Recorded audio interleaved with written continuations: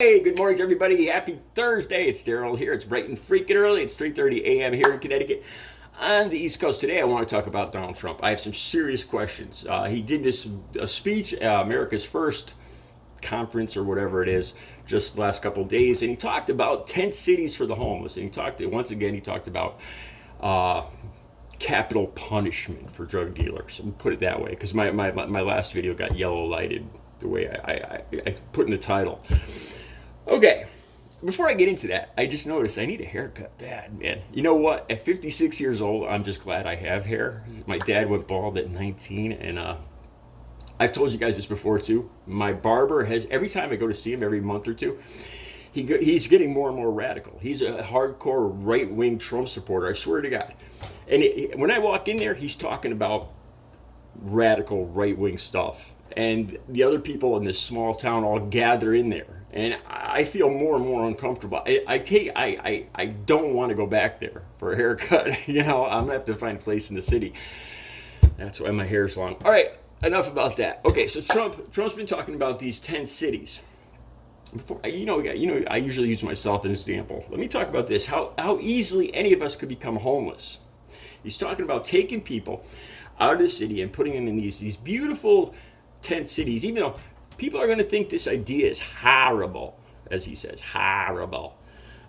He's going to build these beautiful, hard, he called them, tent cities, tents in one day.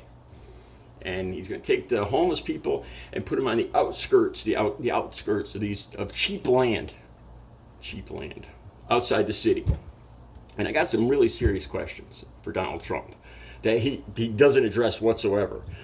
All right, before I get into that, though, I use myself as an example a lot. Like, I got a few paintings here. There's that big one behind me.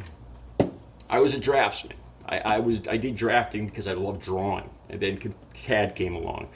So I didn't enjoy the artistic part of it anymore, so I found a new vocation, truck driving. I tested positive. This was like 25 years ago, and I lost my job due to I was a drug addict. And now I've eventually become an artist. And it takes me about 4 or 5 days to paint some of these paintings. I paint one layer, I let it dry the next, not because I'm slow or I'm lazy, it's just I let the layer dry, and then I paint the next layer, and that's how my work is created. And it takes a few days up to a few weeks to a month to create some of these pieces. All right. The reason I asked, so we were talking, we could be talking $10 I make in 1 week to $2,000 I make in 1 week. It's feast or famine for me.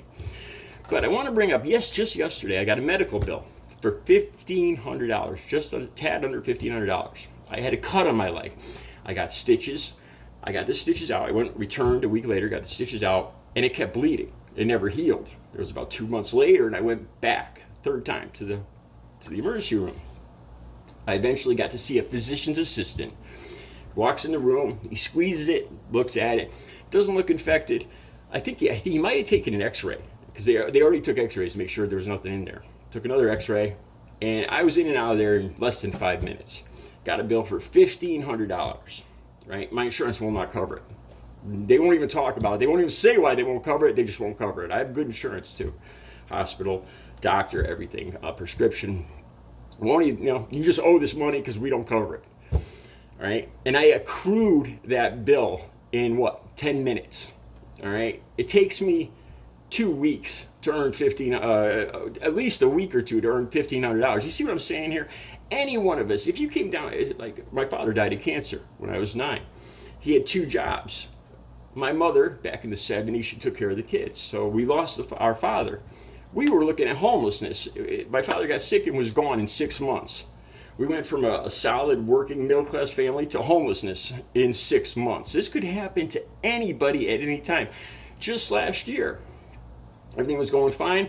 I find out my landlord's selling the house. You have to get out. And during the COVID thing, I couldn't find an apartment. I couldn't even buy a house. I had savings, but I couldn't buy a house because the house prices went through the roof.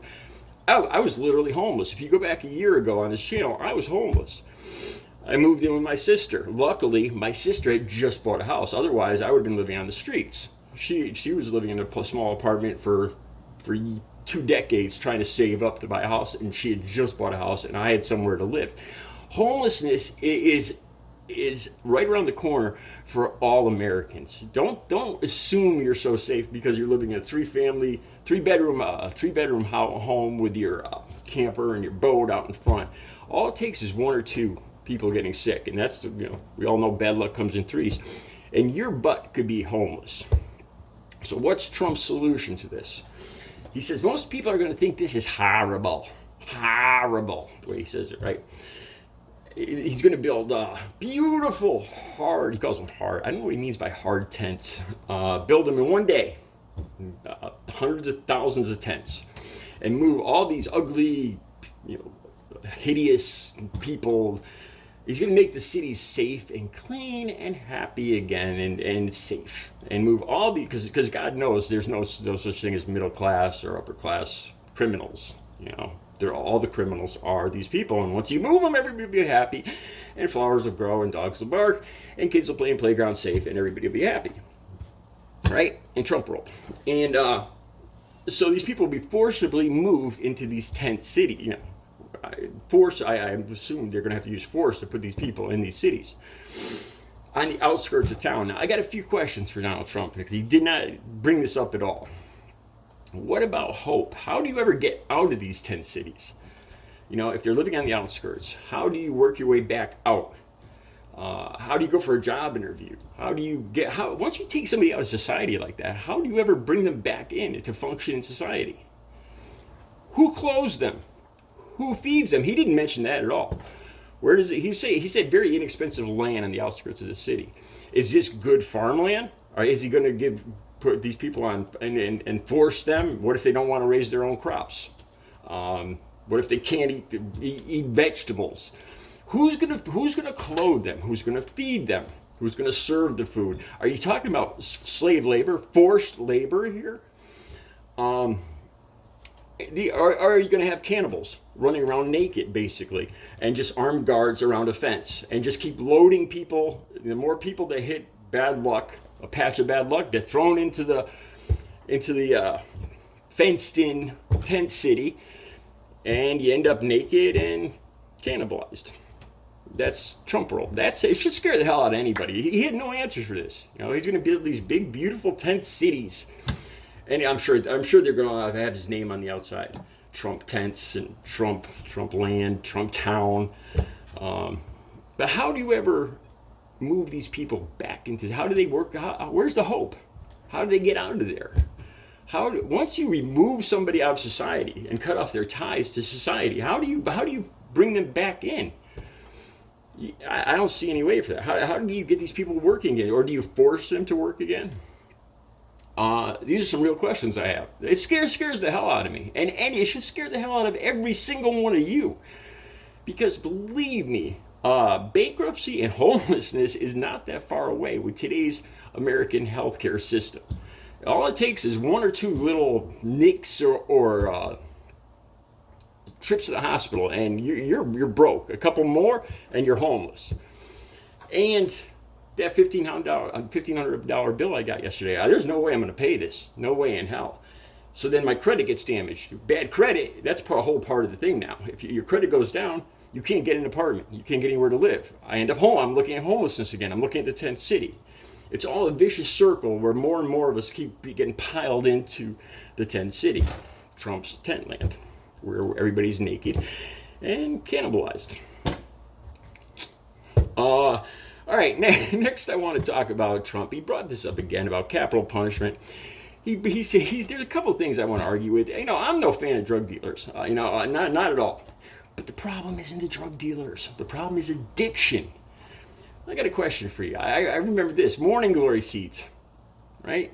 You can get high AF off morning glory seats. You buy in a drugstore, a pharmacy, or a hardware store. Yeah, I know. I'm not going to tell you guys how. Well, it's very possible. And some of the brands, I did this because I was an addict when I was younger.